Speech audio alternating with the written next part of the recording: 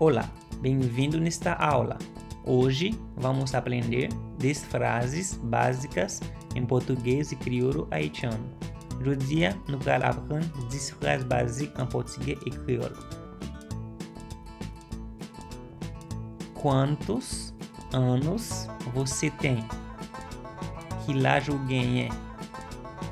Eu tenho 20 anos. Ninguém é 20 ans. Você fala português? Ou parle português? Não, eu entendo pouca coisa em português. Não, eu compreendo um petit crasse português.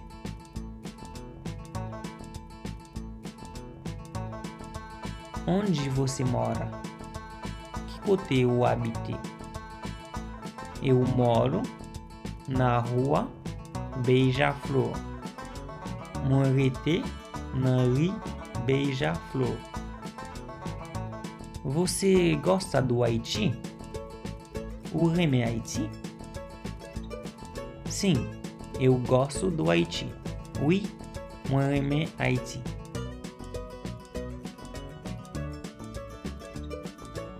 Quanto tempo você tem no Brasil?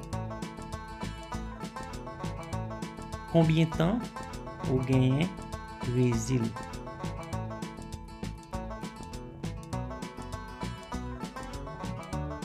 Eu tenho 3 anos aqui. Moi gagne 3 l'année ici.